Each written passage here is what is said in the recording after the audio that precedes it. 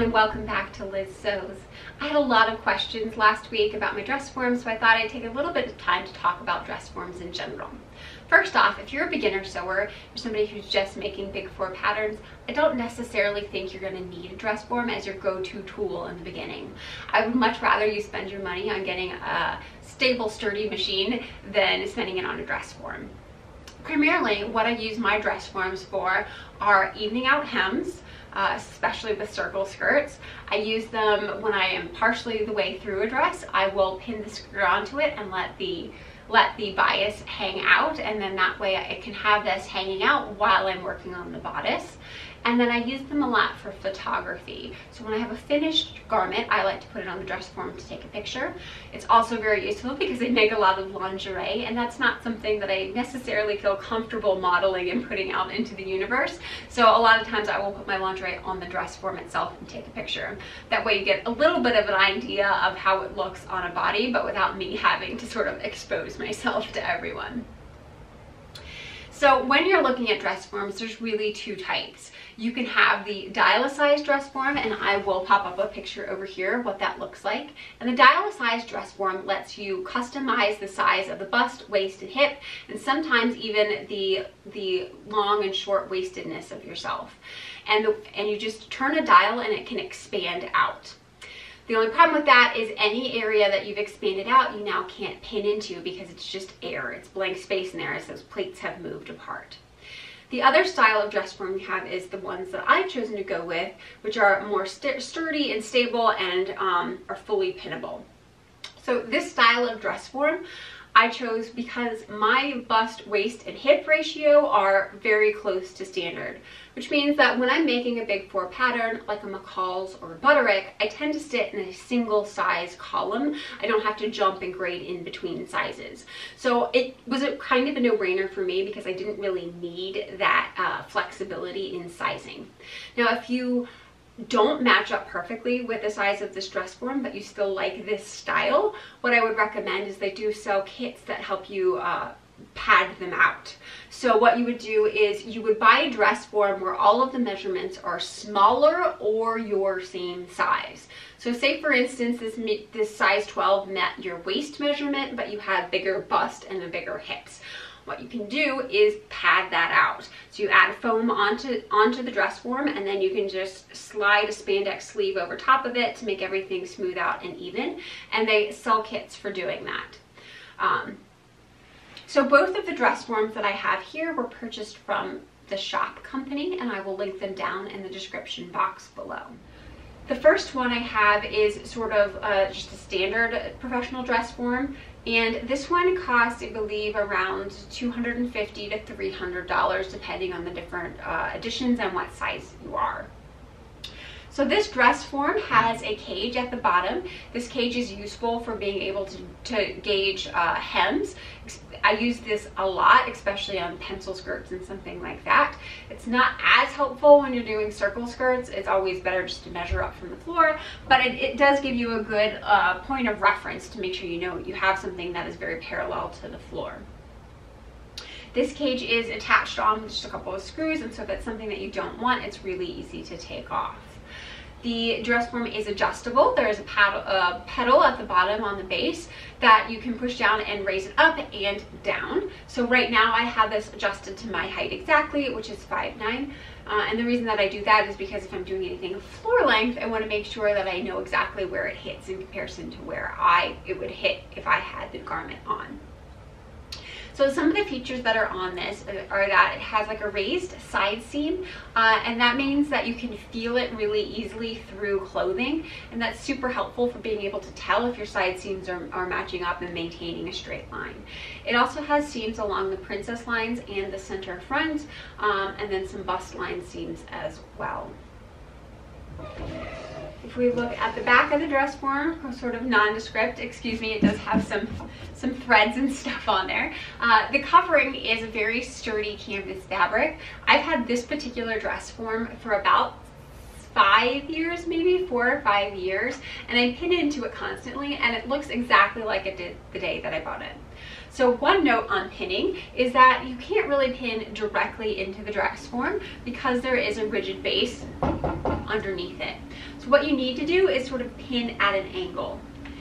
It's been a little bit of a time since I looked on the shop company's website, but I believe that they have a dress form that's a little bit lower class, so a little bit cheaper, doesn't have as many bells and whistles, and that kind you can pin directly into. So it just sort of depends on what you want. But this style, which is, I think they call their professional dress form, you have to pin at an angle, and I think it just makes a dress form that's a little bit sturdier, a little bit hardier, and can stand up to a little bit more abuse. The last feature that I have on this dress form is that it has collapsible shoulders. So you just press them in and they collapse, and this makes it a little bit easier to get garments on and off the dress form. So if you're making primarily dresses, this is the one that I would go for. I wouldn't worry about upgrading to the full body dress form. So the next style of dress form that I have here is the full body dress form. And the reason that I decided to get this one, which was a little bit of an upgrade, this one costs about $500 with the options that I have. The reason I decided to get this one is because I was shooting a lot more underwear and swimsuits, and I wanted to be able to pull things onto the legs. So pants, swimwear, underwear, stuff like that definitely need to have the legs attached. And so the one that I've chosen here hangs from a pin up in its neck, and the ankles are free, so there's nothing connecting them down on the ankles. So it's really easy to pull things up from the bottom. On this dress form, I have chosen to also add in the removable arms. So the arms just hang on a little pin, and I will put up a video so you can see that in a little bit more detail. The arm addition, I want to say, was $50 to add the arms on, but I will say that I find them not super useful when you're putting on clothing. So if I'm putting on a clothing like a coat that has sleeves, you kind of have to take the arms off and shove them into the sleeve of the garment itself, and then sort of pin them or hang them onto the dress form while they're already in the garment, because there's no way to really like slide it up over while the arms are on the garment itself. So that's one thing that I wish I had known about before I purchased this one. Another thing to consider with this dress form is that I have it already set at its minimum height, and I'm 5'9", and you can tell that it is taller than me. So if you are a really petite person, I wouldn't necessarily recommend the full body dress form because you might have difficulty reaching up to the very top of it. And the last thing I wish I had known before purchasing this dress form, which I should have known in retrospect, is that of course it hangs from its neck, which means you can't really pull garments on over its head. So when you're putting dresses and things like that onto the garment, you have to pull them up from the ankles and up over the hips. You do have the ability to sort of pick this up from its hanging position and take it off completely. And I want to say that it weighs around 25 to 30 pounds. So it's not terribly cumbersome, but it is sort of awkward to have this big life-sized human thing that you're trying to like juggle while putting clothing onto it. So that being said, this one also features collapsible arms, or collapsible shoulders, which I never use because I never put garments on over top of its head. You will notice that I have a slightly different size. So this full body dress form I got in a 14, whereas the half dress form with Cage I got in a size 12. Now the 14 matches my measurements better. I think it has my exact bust and hip, and I think it might be just a ½ inch bigger on the waist, but not like terribly bigger. But I will say I do have some issues getting clothing that fit me onto this dress form, and it's because it is a rigid dress form, right? It's really hard based, and I'm kind of a squishy human being. So things that zip up really easily on me, I have a little bit harder of time getting over this dress form. So in retrospect, I probably should have gone with the size 12 again, even though it doesn't exactly match my measurements. But one thing that I'm hoping to be able to use this dress form more in the future is draping. That's really where I want to go with my sewing sort of journey, and I'd like to be able to drape things and design my own patterns myself. And this should help me because it is my exact measurements. So I can drape things on there and then cut out a pattern piece, and it should fit me fairly well because this is the same measurement that I am. So this dress form also features most of the same things that the other dress form did. It has those raised side seams as well as the princess seams and the center front seam. It does have a little bit of a seaming here to show you where general like break in a leg would be, and it's a little bit lower in the back to show you where like a short would be. So the seam in the back is horizontal and it goes right below the posterior.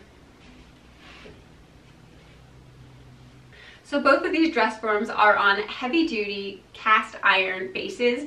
I never have to worry about them tipping over or anything like that, but it does mean I have it on carpet, and so it's not great to move around on carpet. They are on caster wheels.